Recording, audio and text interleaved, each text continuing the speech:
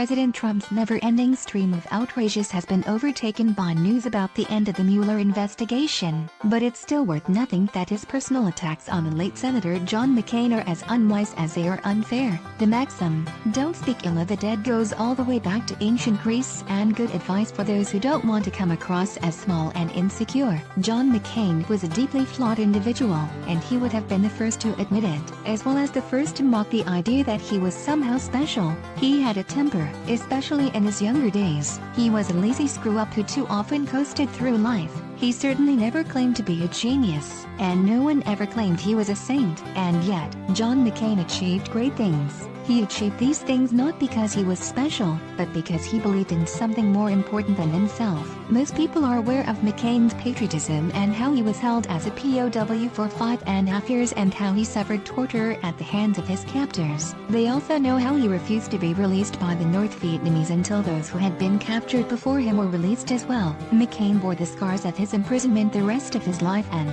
because of the torture he endured, was never able to raise his arms above his shoulders. But there is a lesser-known incident from his life that tells an interesting story about McCain's character. He could have been forgiven for harboring a deep and abiding hatred of Vietnam. Instead, his belief in something greater than himself led him to put his personal feelings aside and work for reconciliation, and so he became the chief architect of the United States' decision to restore diplomatic relations with Vietnam in 1995. While very few of us will ever need to find the courage to face horrific conditions like John McCain did, we are all faced with situations where we must choose between petty vindictiveness and the greater good. McCain sacrificed for this country and, after he returned from the war, he devoted himself to public service. Whether you agreed with him politically or not, McCain was as fine an example of an American patriot as one could hope to find on either side of the aisle. Which brings us to the most deplorable of Donald Trump's attacks. In his speech in Ohio, Trump complained that he had never been thanked for approving McCain's funeral.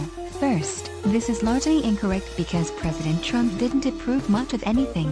Congress authorizes lying in state at the Capitol, and the Washington National Cathedral was responsible for the funeral itself. The only thing that required assistance from the White House would have been military transportation and honor guards. But there is a more fundamental point here. The idea that the McCain family should have thanked Trump for approving John McCain's funeral is exactly backwards. When a veteran, especially one like John McCain, dies, they have earned the honors that are bestowed on them. McCain's funeral wasn't Trump's gift to give. Instead, it was a small acknowledgement of the gratitude this country owes to John McCain and veterans like him.